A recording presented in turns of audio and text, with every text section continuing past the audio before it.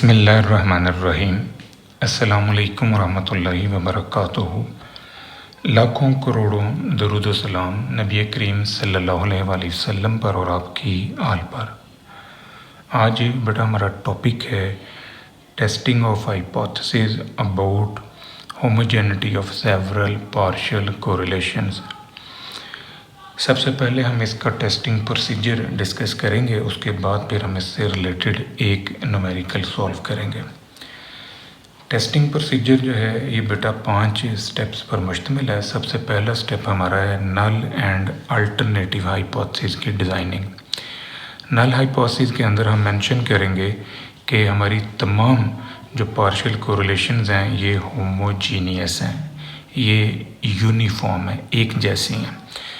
Alternative hypothesis जो है ये नल हाइपोथेसिस का कॉम्प्लीमेंट है, नल हाइपोथेसिस का उलट होता है, अपोजिशन है नल हाइपोथेसिस की। इस वजह से हम यहाँ पर लिखेंगे all partial correlations are not homogeneous.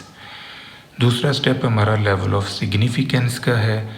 Level of significance को हम प्रोबेबिलिटी ऑफ टाइप 1 एरर भी कहते हैं, इससे डिग्री ऑफ डाउट भी कहा जाता है, इसे साइज़ ऑफ टेस्ट भी कहते हैं। हर सवाल के अंदर हमें बेटा अल्फ़ा की वैल्यू दी जाती है। अगर किसी क्वेश्चन के अंदर अल्फ़ा की वैल्यू नहीं दी जाती तो फिर हम अपनी तरफ से 5% यूज़ कर लेंगे। तीसरा स्टेप हमारा टेस्ट स्टैटिस्टिक का है। अब टेस्ट स्टैटिस्टिक में हम ये फार्मूला यूज़ करेंगे। यहाँ पर जो ZF है, ZF के लिए हम ये फार्मूला यूज़ करेंगे। यहाँ पार्शियल कोरिलेशन कोफिशिएंट का जो आंसर है वो हम रखेंगे और इसे कैलकुलेटर से सॉल्व कर लेंगे, तो ये हमारे पास ZF की वैल्यू मिल जाएगी।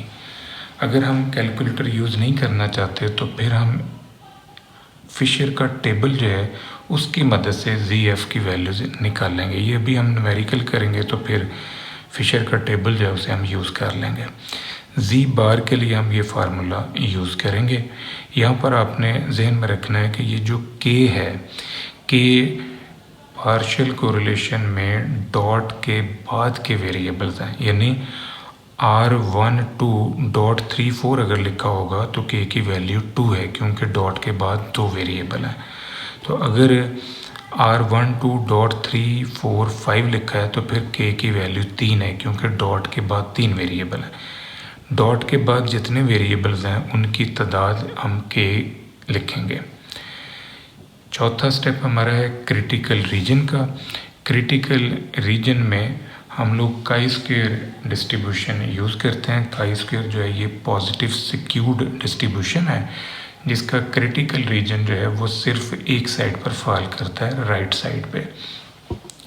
यहाँ पर हमने ये वैल्यू जो है ये काई स्क्वायर के टेबल से लेनी है। यहाँ पर P जो है ये नंबर ऑफ पार्शियल कोरिलेशंस को इंडिकेट करता है जिनको आप टेस्ट कर रहे हैं। अगर आप 5 पार्शियल कोरिलेशंस की होमोजेनिटी को टेस्ट कर रहे हैं तो फिर ये P की वैल्यू हम लेंगे 5। अगर आप 6 पार्शियल कोरिलेशंस की होमोजेनिटी टेस्ट कर रहे हैं तो फिर P की जगह पर हम लिखेंगे 6। ये वाली वैल्यू हमें काई स्क्वायर के टेबल से मिलेगी। हम अपनी कैलकुलेटेड वैल्यू को जो हमने इस फार्मूले से बनाई है इसको हम इस टेबल की वैल्यू से कंपेयर करेंगे। अगर हमारी कैलकुलेटेड वैल्यू टेबल की वैल्यू से बड़ी होगी तो फिर ये कैलकुलेटेड वैल्यू जो है ये क्रिटिकल रीजन में लाई करेगी। तो क्रिटिकल रीजन में आने की वजह से हम अपने नल हाइपोथेसिस को बेटा रिजेक्ट कर देंगे। लेकिन अगर ये कैलकुलेटेड वैल्यू टेबल की वैल्यू से छोटी होगी तो फिर ये वैल्यू हमारी AR में एक्सेप्टेंस रीजन में फॉल करेगी। तो फिर हम अपने नल हाइपोथेसिस को रिजेक्ट नहीं करेंगे बल्कि हम उसे एक्सेप्ट कर लेंगे। अब हम बेटा इस टॉपिक से रिलेटेड एक न्यूमेरिकल सॉल्व करते हैं। ये न्यूमेरिकल शेर मोहम्मद चौधरी साहब की किताब से लिया गया है और यहाँ पर 5 डिफरेंट पार्शियल कोरिलेशन हैं जिनका ऑर्डर 3 है। ये पार्शियल कोरिलेशन कोफिशिएंट्स जो हैं ये इन डिफरेंट सैंपल से हमने निकाले हैं। अब इस डाटे के ऊपर हमने इस टॉपिक को अप्लाई करना है। तो फर्स्ट ऑफ ऑल हम इसमें से ये फिशर्स वैल्यूज़ जो हैं ये निकाल लेंगे। अब ये ZF की वैल्यूज़ के लिए हम फार्मूला जो है वो यूज़ कर सकते हैं। और फार्मूले के अलावा हम ये वैल्यू जो है ये फिशर के टेबल में से भी निकाल सकते हैं। ये फिशर का टेबल जो है ये पेज नंबर 546 में शेर मोहम्मद चौधरी साहब की किताब में दिया गया है। तो 0.38, 0.54 इसी तरह बाकी वैल्यूज़ को हम देख सकते हैं। 0.38 को अगर हम देखें तो यहाँ से हमने 0.3 लेना है और इधर से 0.8। तो 0.3 को जब हम 0.8 पे लेते हैं तो ये आंसर आ रहा है 0.4006। इसी तरह 0.54 को हमने लेना है। तो 0.5 की वैल्यू ये है और 4 हमें यहाँ से मिल रहा है।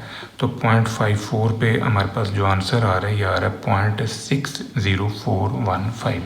सिमिलर पैटर्न हम बाकी वैल्यूज़ भी निकाल सकते हैं।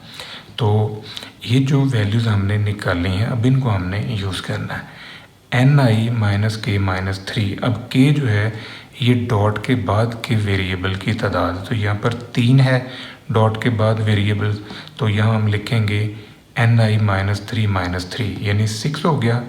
तो 24 में से हमने 6 निकाला तो ये 18 आ गया। 29 में से 6 निकाला, 33 में से 6 माइनस किए, 38 में से 6, 42 में से 6 माइनस किए। अब ये जो कॉलम है इस कॉलम को हमने ZF के कॉलम से मल्टीप्लाई किया, ये कॉलम हमारे पास आ गया। इस कॉलम को सम अप किया और इस कॉलम को सम अप किया। इन दोनों को हमने इस फार्मूले में रख के Z बार की कीमत जो है ये हमने निकाली। अब ये जो Z बार की कीमत हमने निकाली है इसकी मदद से हमने ये लास्ट कॉलम जो है ये बनाया। अब ये कॉलम आपने बेटा समझना है कि ये कैसे बना हुआ है। ZF की वैल्यूज़ में से हमने ये Z बार की कीमत निकालनी है और फिर जो आंसर आएगा उसका लेना है स्क्वायर और फिर इस कॉलम से मल्टीप्लाई करना है।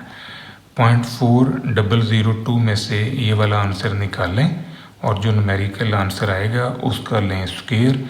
स्क्वायर को फिर 18 से आपने मल्टीप्लाई करना, तो ये पहली वैल्यू आ जाएगी।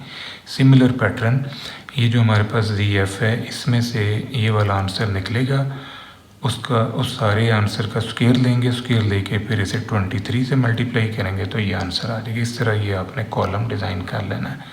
ये हमारा ग्रैंड टोटल आ गया। अब सारी कैलकुलेशंस हमने कर ली है, अब इसको हम लेके जाते हैं टेस्टिंग प्रोसीजर में। तो हमारा पहला जो स्टेप है वो है कि तमाम पार्शियल कोरिलेशन जो है वो होमोजीनियस है। ये हमारा नल हाइपोथेसिस है। अल्टरनेटिव हाइपोथेसिस होगा कि तमाम पार्शियल कोरिलेशन जो है आर नॉट होमोजीनियस।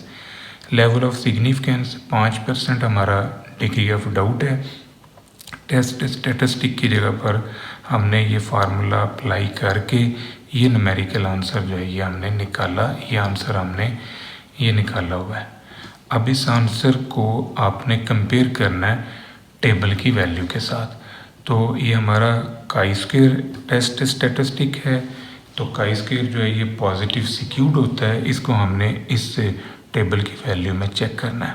आप नोटिस करें कि अल्फ़ा की वैल्यू है 0.05 और पी हमारे पास कोरिलेशंस की तादाद है जिनको हम टेस्ट कर रहे हैं। इस क्वेश्चन के अंदर हमने 5 कोरिलेशंस को टेस्ट किया, तो 5 पी की जगह पर हम रखेंगे। तो ये 0.05 को हमने 4 डिग्री ऑफ फ्रीडम पे देखना है। अब शेर मोहम्मद चौधरी साहब की किताब में ही पेज नंबर 176 पे ये काई स्क्वायर का टेबल पड़ा हुआ है और इसमें हम 0.05 को 4 डिग्री ऑफ फ्रीडम पे चेक करते हैं। ये हमारे पास है 0.05 और इसको हमने 4 डिग्री ऑफ फ्रीडम पे देखना है। तो ये 9.49 जो है ये हमारा आंसर आ रहा है। अब ये जो टेबल की वैल्यू आई है 9.49, ये जो कैलकुलेटेड वैल्यू है इसको हमने इससे कंपेयर करना है। आप नोटिस करें कि ये वैल्यू जब हम यहाँ रख के इससे कंपेयर करते हैं तो ये कंडीशन पूरी नहीं होती, ये वाली वैल्यू इससे छोटी है। इसका मतलब कि हमारी जो कैलकुलेटेड वैल्यू है वो क्रिटिकल रीजन में फॉल नहीं की बल्कि वो एक्सेप्टेंस रीजन में आ गई। तो जब हमारा कैलकुलेटेड आंसर एक्सेप्टेंस रीजन में आ जाता है तो फिर हम अपने नल हाइपोथेसिस को रिजेक्ट नहीं करते। As chi-square C lies in AR, so we do not reject H0 at alpha 5%. तो हमारा जो नल हाइपोथेसिस है वो रिजेक्ट नहीं हुआ। इसका मतलब है कि तमाम पार्शियल कोरिलेशन जो हैं वो होमोजीनियस हैं। इस टॉपिक से रिलेटेड बेटा ये हमारे पास क्वेश्चन है जो आपने सॉल्व करना है। ये पहला क्वेश्चन जो है ये सिंपल कोरिलेशन की होमोजेनिटी का है। ये भी आप वीडियो लेक्चर में अटेंड कर चुके हैं। और ये पार्शियल कोरिलेशन की होमोजेनिटी का है और इसमें ऑर्डर 4 है। जो हमने क्वेश्चन किया है इसमें ऑर्डर 3 था और यहाँ जो क्वेश्चन मैं आपको दे रहा हूँ इसमें ऑर्डर 4 है। यानी k की वैल्यू आपने 4 रखनी है। ये बेसिकली जो कोरिलेशन हैं ये R1 2 डॉट 3 4 5 6 हैं। इट मीन्स के डॉट के बाद 4 वेरिएबल्स हैं जो फिक्स हुए हैं। तो ये ऑर्डर 4 का पार्शियल कोरिलेशन है। तो इसको आपने बेटा प्रैक्टिस के लिए सॉल्व करना है। ये था आज का हमारा लेक्चर। दुआ में याद रखिएगा। इंशाल्लाह अगली वीडियो के साथ फिर हाजिर होंगे। फ़ी अमान अल्लाह।